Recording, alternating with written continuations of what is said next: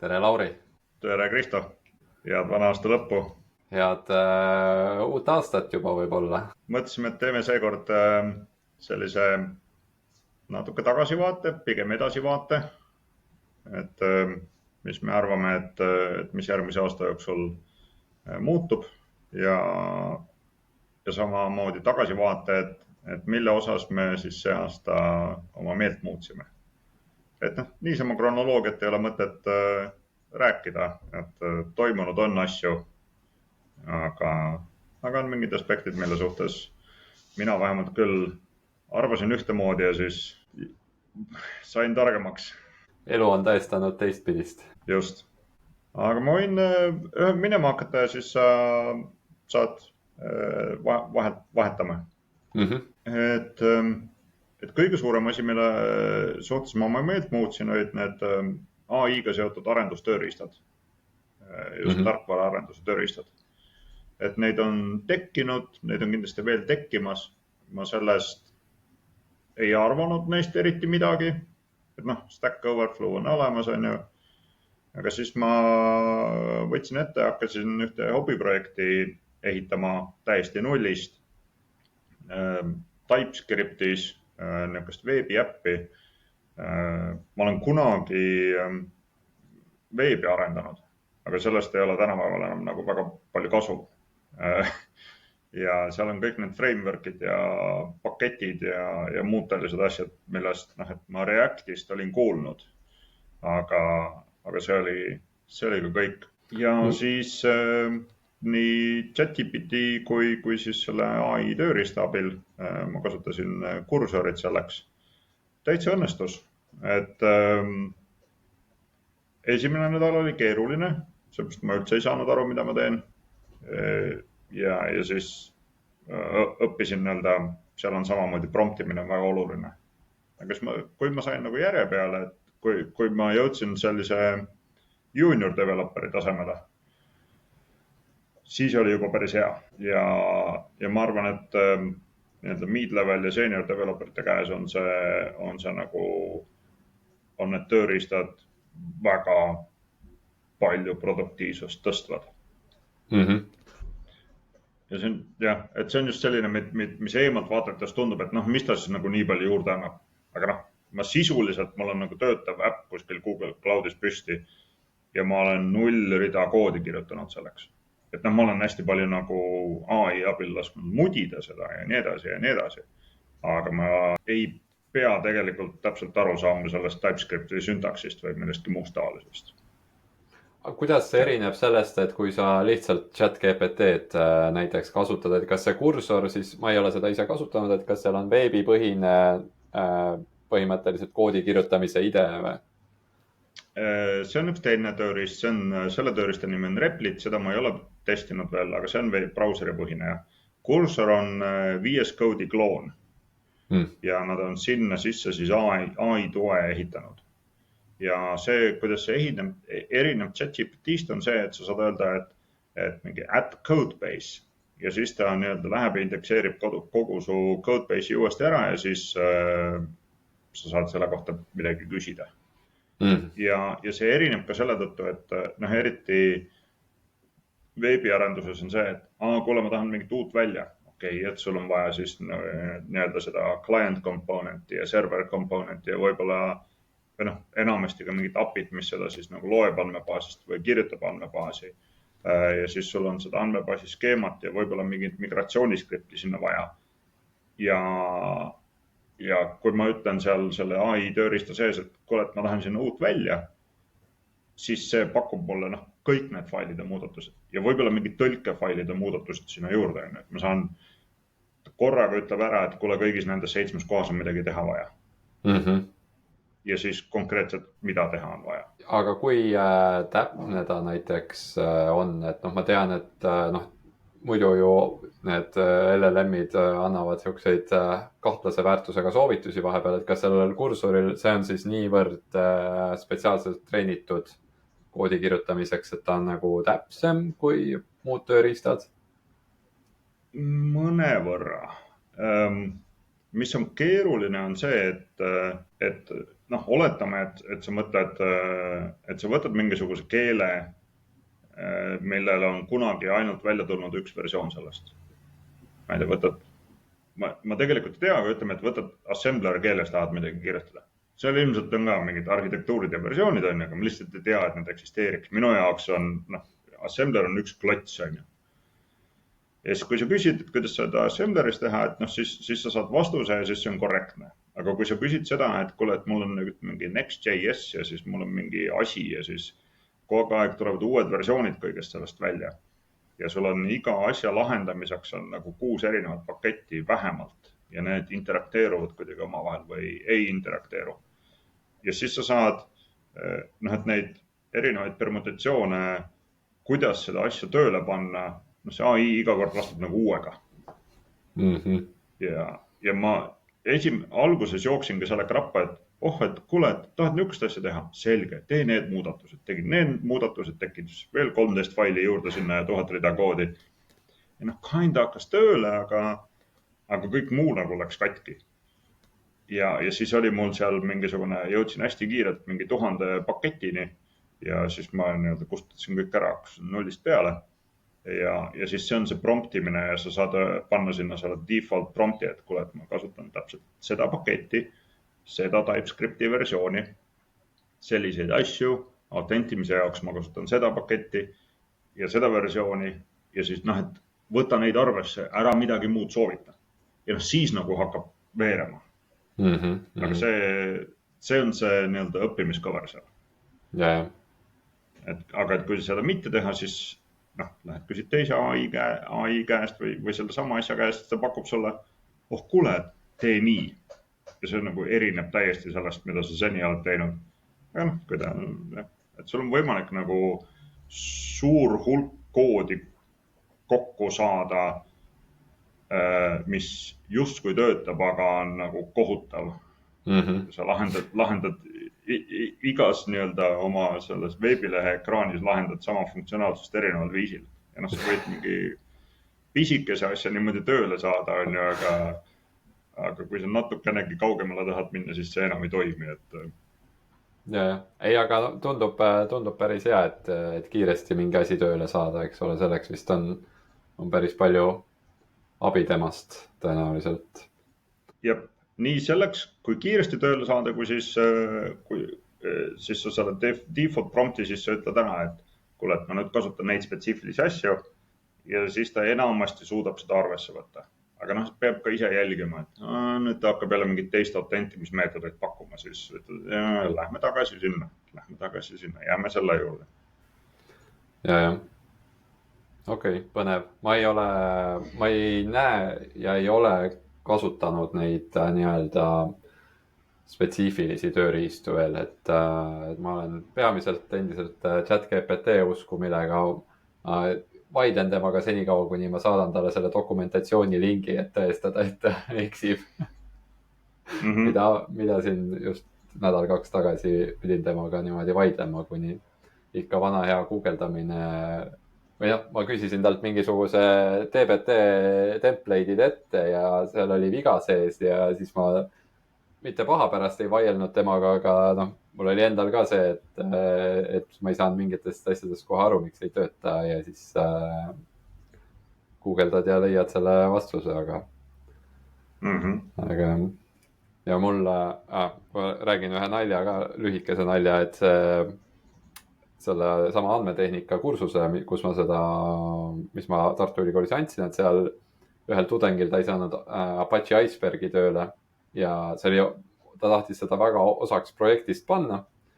Siis ta projektis pani kaasa natuke üle 1000 lehekülje vestlust, mis tal oli ChatGPT-ga olnud. Okei, sellest 1000 leheküljest väga, eks see on see, et ChatGPT mingi hetk hakkab lihtsalt genereerima neid, duubeldab kogu oma seda varasemat juttu ja muudab seal vajadusel mingi 1-2 sõna ära, aga natuke humoorikas oli vaadata, et selline üle 1000 leheküljeline Word on kaasa pandud, et see on see, kuidas ma üritasin Icebergi debugida ja tööle saada. et see on samamoodi nagu kui Google tuli, aga inimesed ei osanud nagu otsida väga hästi. Nüüd kõik oskavad guugeldada. Nüüd kõik peavad õppima promptimist. Jep, aga ei, ma arvan, et see, nagu sa ka ütled ja nagu see on näha selle pealt, et sa selle tööle said, on ju, et tegelikult on nagu nendest tööriistadest on kasu, aga seal peab ikkagi olema sellist kriitilist meelt ja piisavalt nagu ja noh, teadma, et see, nagu sa ütled, on ju see, mis sealt välja tuleb, tähendab, et igal lehel on sama asi erinevalt lahendatud, et sellega nagu jah, võib-olla kui sellega minna toodangusse nii-öelda, siis peaks võib-olla keegi üle vaatama, kui kellelgi on mingid kriitilised tööriistad, mida keegi tahab arendada, et siis peab olema ettevaatlik. Oli sul midagi veel eelmisest aastast, mis sul muutis meelt? See, et me podcasti hakkasime tegema, verbaalse kommunikatsiooni, noh, ma lähen oma psühholoogia tausta, on ju, et mõelda saab nagu palju asju korraga. Und näha saab nagu veel rohkematest asjadest korraga. Aga nagu rääkida ja kirjutada saab ainult ühest asjast korraga. Ja siis, kui ma pea paar aastat tagasi hakkasin LinkedInis aktiivsemaks muutuma, et siis see oli üks nendest avastustest, et noh, ma tahaks kirjutada mingil teemal ja siis ma kirjutan. Ja no ei, see ei ole päris see, mis ma arvan. Siis ma saan ära kustutada ja uuesti sõnastada seda. Samamoodi on rääkimisel. Et noh, siin muidugi kõik jääb igaveseks ajaks internetti, aga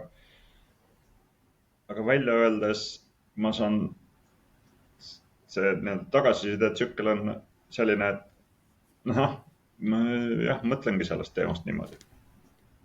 Et selline regulaarne jutuajamine valdkonna teemadel on väga abiks. Selle tegemine on väga erinev kogemus lihtsalt kuulamisest. Ma olen nõus, kuigi ma ütleks, et mul aju nagu ei ole siiamaani seda ära fikseerinud, et see on podcast, sest mulle tundub, et noh, me räägime ja see on nagu selline nagu videokõned lihtsalt, et ei otseselt ei mõtle sellest kui saatest, mida kunagi hiljem inimesed saavad vaadata, et aha, siin sa ütlesid seda. Ja ma olen nõus, et me alustasime seda ka umbes selle koha pealt, et kuule, et ajame juttu ja salvestame ja paneme üles, äkki kellelegi on veel huvitav. Me oleme jätkuvalt selles kohas, ma arvan. ja kasu on nagu meile endile kõige suurem, kuna me teeme seda. Jah, seda küll, et seda on mõnus teha. See on olnud ka nagu selles suhtes muidugi ka õppimiskõver kindlasti, et niisama vestlust alustada on nagu lihtsam, kui sa pead mõtlema seda, et inimesed kuulavad sind ja võib-olla tahavad aru saada, millest sa rääkima hakkad, siis sa pead natukene teistmoodi oma sõnu seadma, kus on meil kindlasti, tunnen, et mul endal on palju arenguruumi. Üllatavalt palju on õnnestunud eesti keeles rääkida ikkagi. Alguses tundus, et on nagu kindlasti jõhkerest onglish, aga õnnestub küll.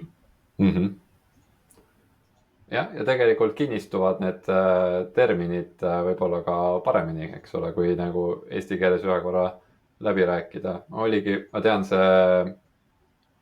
kui meil oli Valdariga osa, siis seal tuli see data governance teemaks ja siis me nagu veel me ei rääkinud andmehaldusest, aga pärast seda meil on olnud kogu aeg andmehaldus, kui me oleme seda teemaks toonud, et eks areng niimoodi vist toimubki.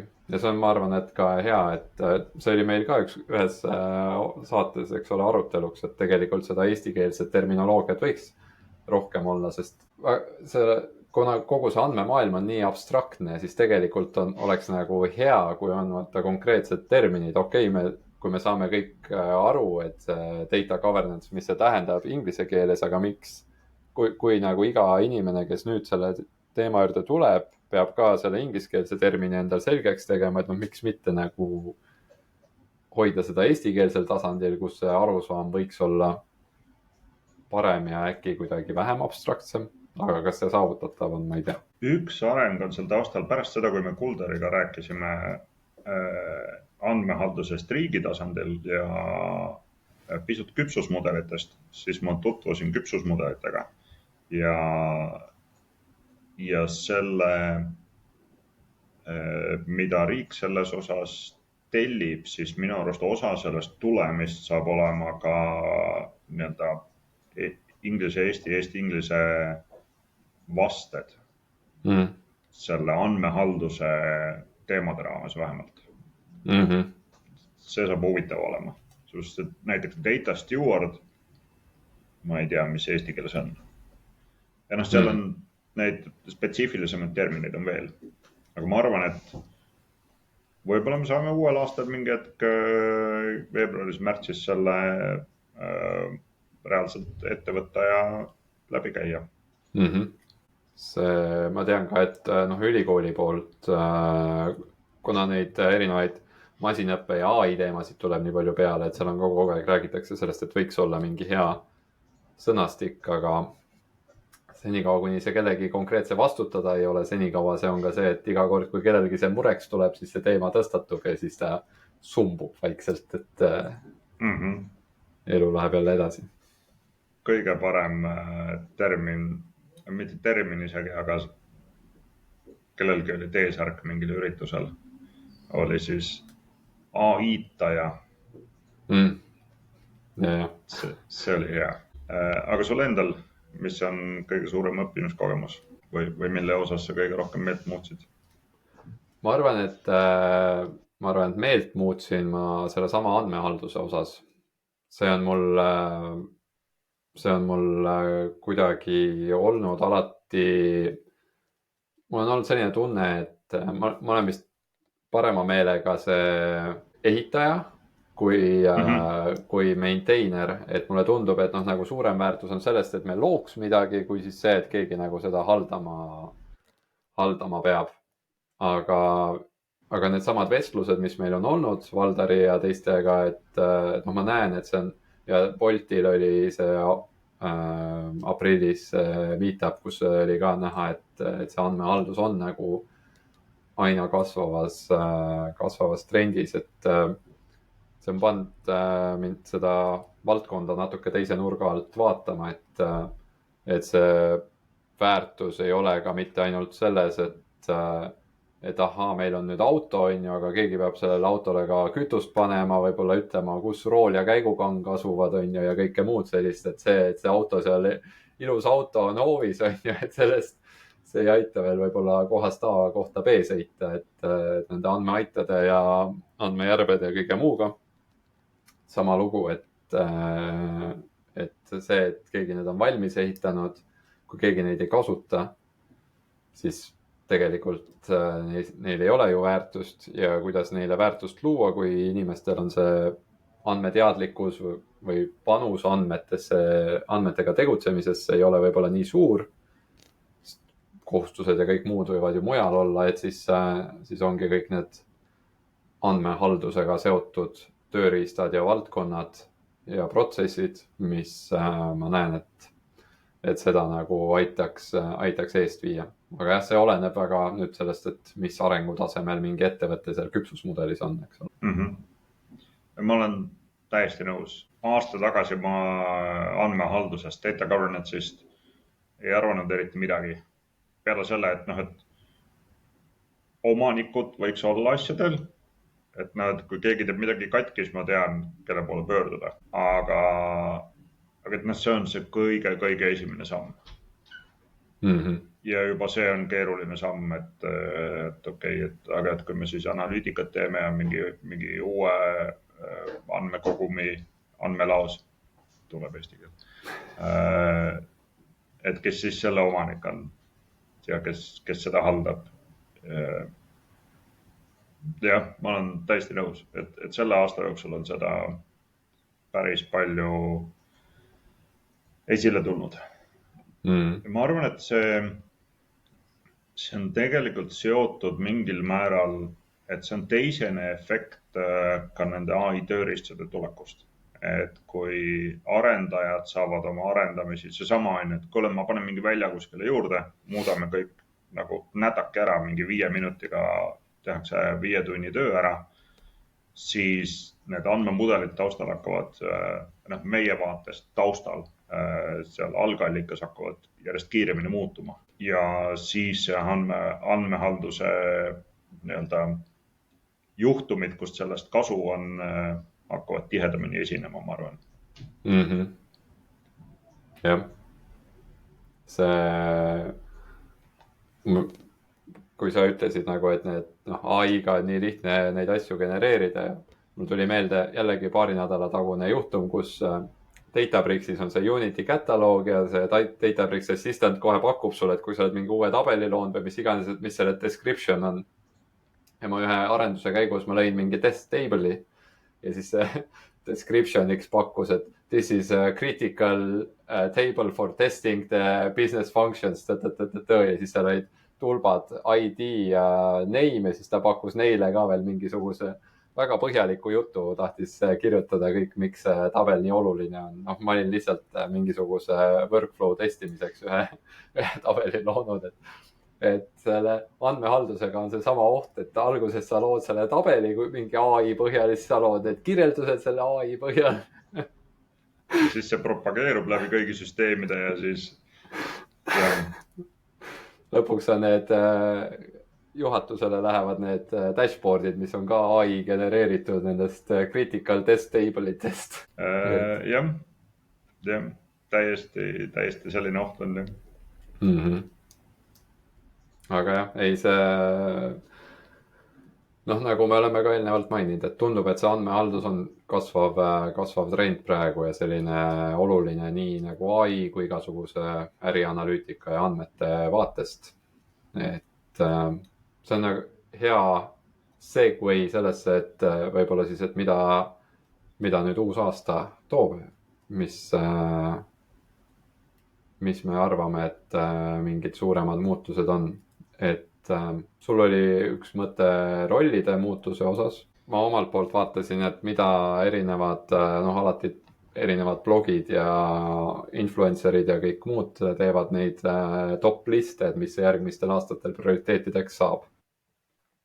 Ma võib-olla, kuna ma ütleks, et need listid ei ole väga huvitavad, siis võib-olla alustame sellest igavast teemast ja siis ma arvan, et see sinu rollide teema on huvitavam sinna lõpupoole jätta. Et ma filtreerisin kõvasti välja, sest ütleme, enamik jutust on ai siin ja ai seal, ükskõik kas sa otsid siis data engineering'u kohta, andmetehnika kohta, ärianalüütika kohta, ükskõik, igal pool on see ai 5 erinevat teemat, mis on väga-väga olulised kõigile järgmisel aastal. Aga sellised huvitavamad teemad, mis võib-olla tegelikult ei ole ka nii, ma ei tea, ma olen natukene kriitiline nende valikute osas, aga üks, mis käis läbi kindlasti on andmete demokratiseerimine. Mitte, et see nüüd 2025 kuidagi uudne teema otseselt oleks, aga ma arvan, et see on läbiv teema. See on natukene seotud ka kõige selle andmehalduse poolega, et kuidas organisatsioonis saaksid nii-öelda mitte andmespetsialistid andmetest väärtust. See on seesama raamat, mida ma ka paar nädalat tagasi kritiseerisin, see Data to Profit seal lõpus. Viimane peatükk vist rääkis sellest, et kuidas tegelikult siis eesliini töötajatel tihtipeale ei ole mitte mingisugust ligipääsu andmetele. Et olenemata organisatsioonist on ju, et eesliini töötajad millegipärast mõeldakse, et nad on lihtsalt selleks, et ollagi seal eesliinil on ju, võib-olla nemad tahaksid ka näha nagu mingisuguseid andmeid ja seda tihtipeale neile ei pakuta ja see tähendabki seda, et nemad peavad oma otsuseid tegema kõhutundest, et kuidas me muutume andmepõhiseks organisatsiooniks, kui tegelikult need, kes nii-öelda päriselt seda musta tööd teevad, peavad kõhutundest lähtuma. Ja need mõned punktid, mis seal välja toodi, oligi, et see sama generatiivne ai aitab, on ju, andmete seda avastamist, discovery, et kuidas leida neid olulisi andmeid, testtabeleid ja kõiki muid. Igasugune self-service ehk siis, et kuidas inimesed ise saaks nendele andmetele paremini ligi. Sellega ma tean, et üritatakse tegeleda, aga see nali on vist see oli seal ühel Data at Hiiul keegi kommenteeris, et see self-service on juba ammu aastakümneid olemas olnud, et selle nimi on SQL ja siis, aga millega ma väga olen nõus, on see, et tegelikult õppimine, et see on nagu see kõige raskem teekond, on ju, aga tegelikult on vaja õppida, et andmete demokratiseerimiseks on vaja teha koolitusi ja kõike muud, et inimestel tekiks see teadlikkus, et saaks aru selle väärtusest. Aga jah, see on selline pehme teema ja raskesti kohati võib-olla mõõdetav ja selline pika vinnaga, et siis palju lihtsam on osta mingi tööriist, kui et hakata inimesi võib-olla koolitama. Aga see on nii ja naa, oleneb organisatsioonist.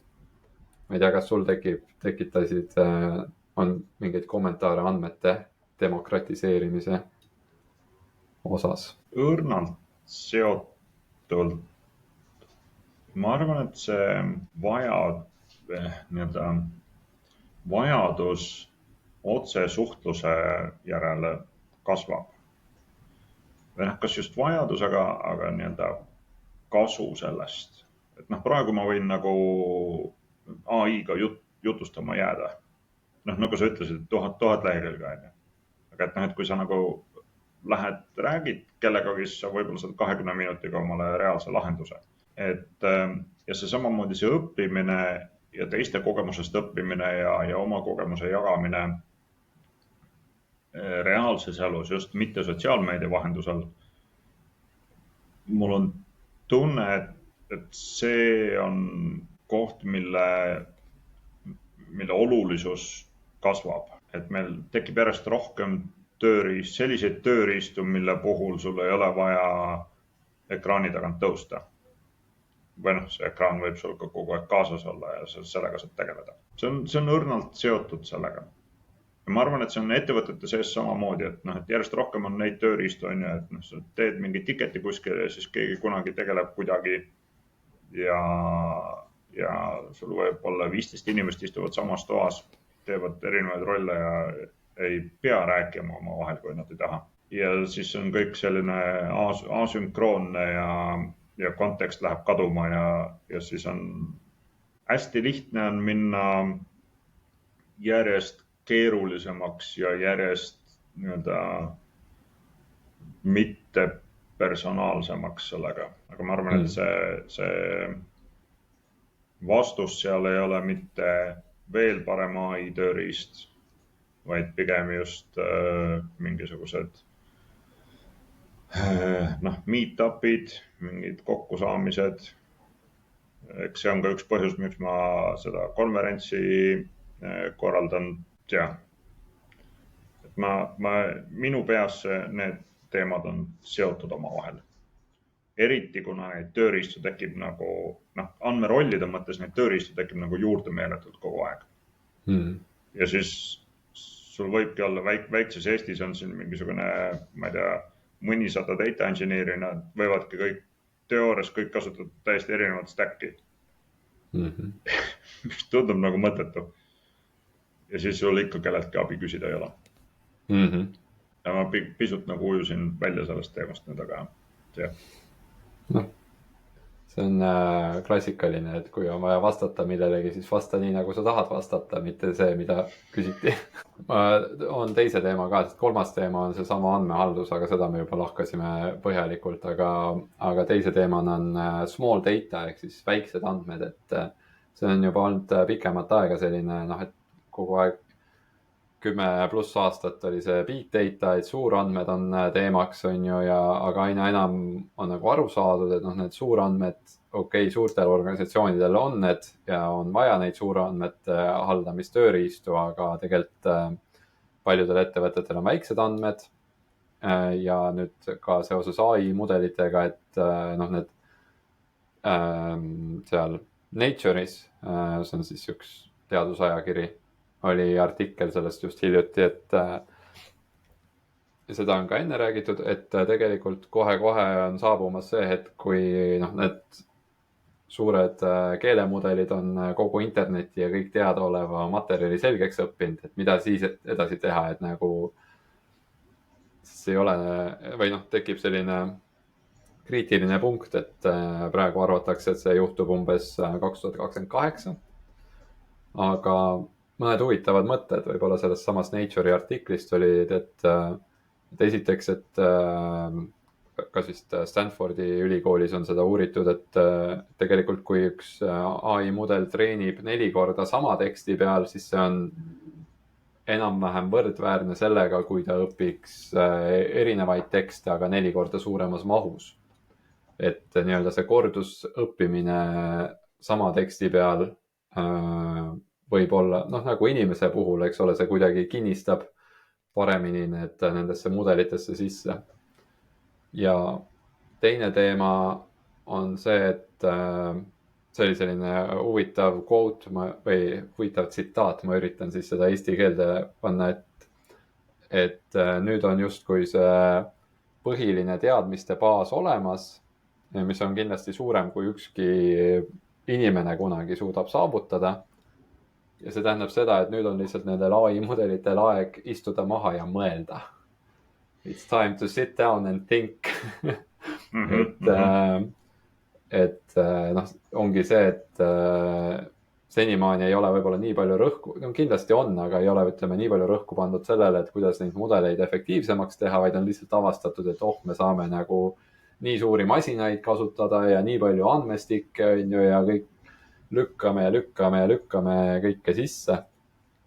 Et nüüd peab, see on tegelikult hea moment võib-olla, et hakata mõtlema ka, kuidas seda efektiivsemalt teha. Kuidas see kõik nende väiksemate andmemahtudega seotud on see, et need suured andmemahud on kõikidel nendel nii-öelda avalikel ChatGPT ja muudel keelemudelitel, aga kui keegi tahab oma ettevõttes seda kasutada, siis parem on kasutada, eks ole, neid spetsiifiliselt treenitud mudeleid, mis tihtipeale ongi see, et väiksem mudel, mis on väga konkreetselt sinu valdkonna jaoks treenitud, võib olla palju efektiivsem kui selline generalist, kes teab kõigest kõike, aga siis tal võib väga kergesti kuskil seal valele jutulõngale, ütleme, valele tokeni teele sattuda. Et seda nagu pakutakse siin järgmiste aastate trendideks, et jah, need nagu mahud, ühest küljest tuleb see piirang, lihtsalt, et suured mudelid ei saa enam rohkem treenida rohkema mahu pealt, aga teisest küljest ongi, et võib-olla ettevõtetel, organisatsioonidel on kasulikum väiksemate andmete pealt neid treenimisi ja tuunimisi teha. Toob meid tagasi selle juurde, et rämps sisse, rämps välja, garbage in, garbage out. Et kui sa oled selline keskmine või suurem ettevõte, kes tahab midagi sellest ette võtta ja oma andmed sinna sisse panna, siis need oma andmed parem võiks kvaliteetsed olla ja säilitada seda kvaliteeti üle aja ja seda kvaliteedi nähtavust ja muud taolist. Nii, aga tuleme siis viimase teema juurde. Ma kirjutasin endale välja need rollid ja mis ma arvan, et nende juures muutub ja tegelikult ma seda analüütiku osa katsin, et enamus sellest mu mõtetest on jätkuvalt seotud nende AI tööriistadega, aga nagu erinevates aspektides.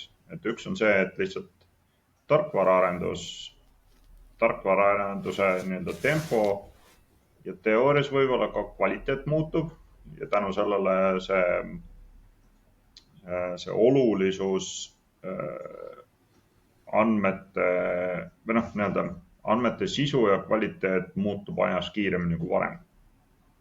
Ja see on nii sisemiste kui välimiste tööriistade puhul.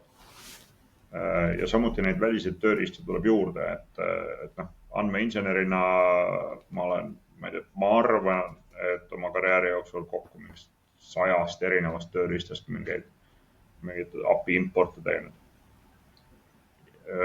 Ja igasugu mingid Google Sheetid ja muud taolised muidugi sinna juurde.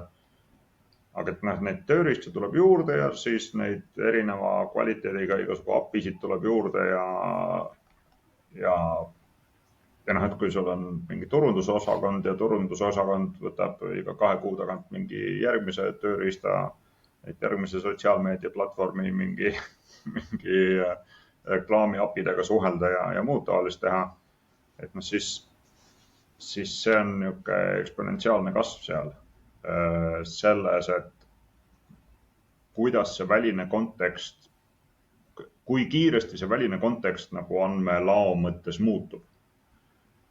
Ja noh, andmeladu, et siis andmeinseneri jaoks on selliseid lihtsalt nagu stabiilsusperioode, ma arvan, on vähem, sellepärast et see väline keskkond muutub kiiremini. Suuresti tänu AI tööriistadele ja seda nii otseses mõttes kui kaudses mõttes, et neid asju ehitatakse juurde järjest rohkem. Ja samas samamoodi siis andmeanalüütiku töö, et järjest rohkem on vaja seda sisu kontrollida. Et noh, kui sul on mingid tabelid, mingid kliendid, mingid tellimused, et mis seal siis juhtuda võib. Kuna paljudes ettevõtetes ikkagi nagu tootearendus andmeanalüütikaga väga ei suhestu. Ja kui need suhestuvad tarkvaraarendusega, et kui siis leitakse, et tootele on vaja lisada uus funktsionaalsus ja tarkvaraarendaja teeb seda ja siis see kuidagi kajastab andmetes, et mingid staatused muutuvad või tabelid tulevad juurde, mis mõjutavad seda, kuidas neid andmeid tõlgendada, siis see, kuidas see jõuab ärianalüütikuni, on keerulisem ja seda juhtub tihemini, mis võib põhjustada teatud juhtudel seda, et see ärianalüütiku töö hakkab järjest ja järjest rohkem olema selline kontrollimehhanism või midagi muud taolist. Et seni, kuni siis rakendatakse mingil määral seda andmehaldust seal ja need protsessid ka ettevõtte sees ja inimesed hakkavad omavahel rohkem suhtlema, et kuulge, et ma muudan siin midagi, et see peaks teid mõjutama. See oli nüüd üks väga pikk lause, aga ma arvan, et see kõik ongi seotud teema ja see muutuste hulk ja kiirus pigem kasvab ajas. Teiselt poolt neid, vähemalt Euroopa Liidus, neid regulatsioone tuleb juurde. Et see ESG, mis on siis Environmental, Social ESG. Jah, ESG regulatsioonid nüüd hakkavad kehtima 8 ettevõttele, aga järgmisest aastast pidi juba olema 300 ettevõttele ja sealt edasi. Et samamoodi see vajadus selliste uute allikate ja sellise muutuva maailma kontekstis muutub järjest rohkem, et nii-öelda regulatsioonidega seotud andmetöö hulk kindlasti kasvab. Ja ma arvan, et see mõjutab kõiki rolle, aga eriti just analüütikuid. Et nii-öelda see proportsioon selles, et kui palju inimesi ettevõttes tegeleb tooteanalüütikaga võrreldes regulatiivse analüütikaga, ma arvan, et see muutub ajas sinna regulatiivse analüütika suunas. Andmeteadlaste mõttes võib-olla läheb pisut paremaks, kuna need AI tööriistad on ikkagi päris head, et sa ei pea seda Pandase dokumentatsiooni nagu 10 aknas lahti hoidma seal kõrval iga kord. Et midagi teha, et saad AI tööriistade abil selliseid asju lahendada, mis loodetavasti on nagu positiivne tulem, aga ma arvan, et seal on see sama asi, et sa ikkagi pead teadma, mida sa teed. Et andmeteadlase maailmas on veel keerulisem kui veebiehitaja maailmas, et veebiehitaja maailmas sa näed, su leht kas töötab või ei tööta, aga kui sa teed oma seda featuure, ehitad oma mudeli jaoks ja siis samamoodi lähed sellega peale, et sa paned lihtsalt copy-paste'id kuskilt AI chatist seda featuuride genereerimist ja iga kord imporditakse sulle 20 erinevat uut paketti selle jaoks, et kuidas seda on tore teha selles keeles. See vast õnne ei too. Jep. Masinõppeinsener on eraldi roll. Ma arvan, et see muutub, tegelikult on tegemist spetsiifilise suuna tarkvara arendusega ja need muudatused on sarnased tarkvara arendusele, et need AI tööriistad aitavad. Küsin siia vahele korra, et viimasel ajal on räägitud seda, et nii-öelda klassikalisi andmeteadlasi nii väga vaja ei olegi, sellepärast et need ei ole sellist nii palju võib-olla vaja neid erinevaid treenimisi ja asju teha, et see masinõppeinsener, see, et asjad toodangus toimiks, on nagu aina enam olulisem. Kas sa oled nagu seda omalt poolt ka kuidagi märganud või? See on hea küsimus, see tegelikult läheb sinna, minu mõttemudel on see, et see läheb sinna küpsusmudelitesse. Et see, et kellelgi on masinõppemudel toodangus, mis teeb reaalajalisi ennustusi, see on tegelikult üliharuldane. Et enamasti seda ei tehta või et vajadust ei ole lihtsalt. Et minu jaoks see on sarnane selline küpsusmudeli nii-öelda see väga küps ja ots nagu mingi A/B testing, mingid frameworkid, et sul on mingi masinavärk, et sa saad neid toodangus jooksutada paralleelselt mitmeid ja siis on mingid automaatsed raporteerimised ja kõik muu taoline. Et see on nagu väga advanced, mis iganes see sõna eesti keeles on. Edasi jõudnud. Väga edasi jõudnud tase. Et masinõppeinsenere on vaja selles kohas, kus on, peab neid toodangus jooksutama. Aga enamasti ei pea toodangus jooksutama. Andmeteadlastel on kindlasti tööd ka sellistes kohtades, kus ei ole vaja seda mudelit toodangus jooksutada. Vaid sul ongi vaja mingeid keerulisi mustreid avastada ja võib-olla tulevikku ennustada. Okei, et nagu pigem selline analüütiku rolli laadne toode siis? Ma arvan, jah. Et kindlasti on andmeteadlastest kasu ettevõtetes, kus masinõppeinseneri järele vajadust ei ole. Okay. See on nagu minu arusaam sellest, kuidas andmetest kasu saada. Okay. Ja masinõppeinseneri sul on vaja selle koha peal, kus on reaalajas midagi ennustada vaja. Et kui sa ennustad korra öösel, siis tegelikult see andmeteadlane ise koos andmeinseneriga saab sellised asjad tööle panna. Sul ei ole vaja mingit eraldi, mingit monitooritud, usaldusväärset always on appit üles seada. Ja.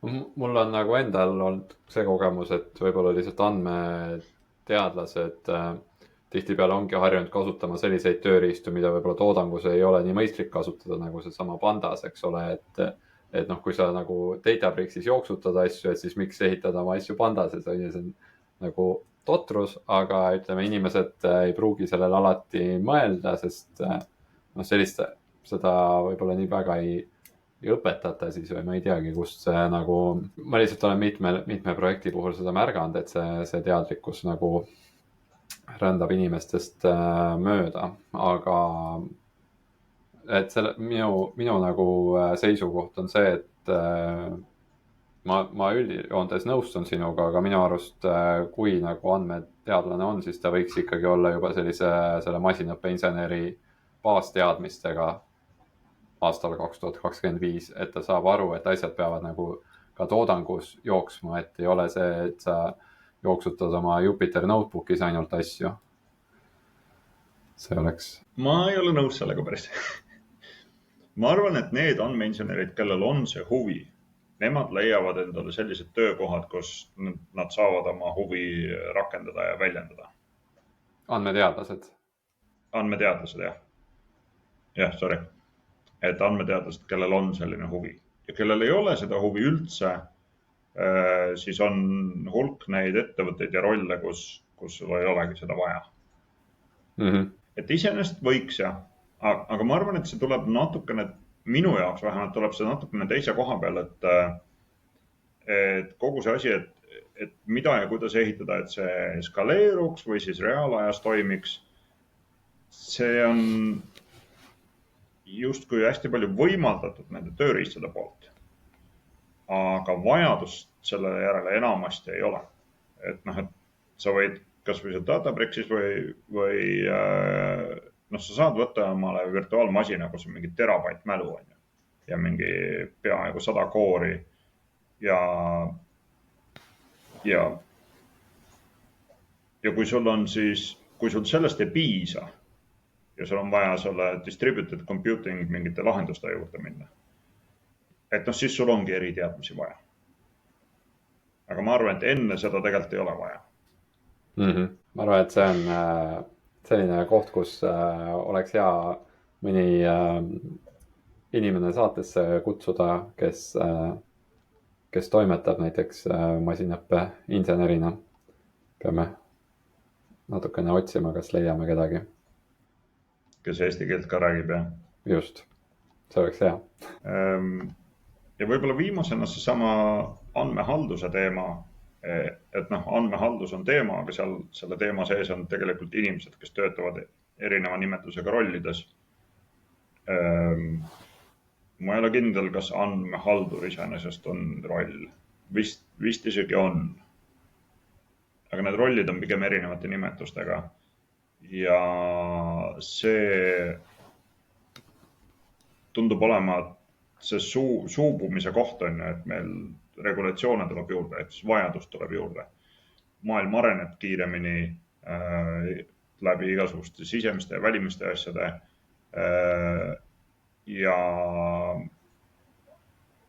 nende vajadus selle andmehalduse poole järele kasvab suuresti ja siis see suubub kõik sinna ühte keskesse funktsiooni, kes tihtipeale paljude ettevõtete raames nagu kontekstis hakkavad nagu nullist siis õpetama inimesi, et miks seda vaja on, kuidas seda teha, millisest kohast seda alustada.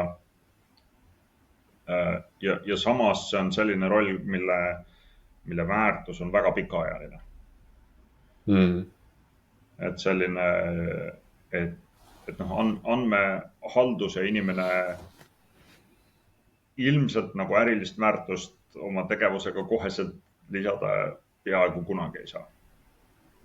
Et andmeinsenerid saavad, me oleme teinud turunduse osakonnale mingisuguseid integratsioone, mingite väliste apidega, see on konkreetselt, kuule on ju, et me saime nüüd nädala aja käsitsi töö asemel, saime poole tunniga mingi asja automaatselt tehtud, sellel on selline väärtus.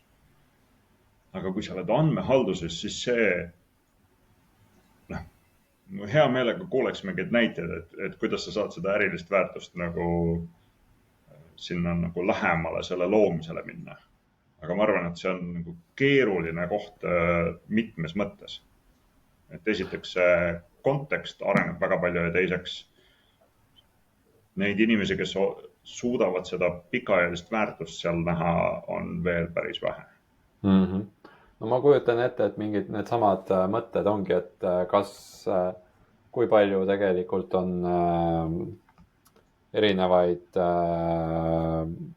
job'e, mis jooksevad või tabeleid, mida keegi ei kasuta, et kui palju me neid oleme näiteks saanud ära kustutada, sest neid ei ole kellelgi olnud juba aastaid vaja.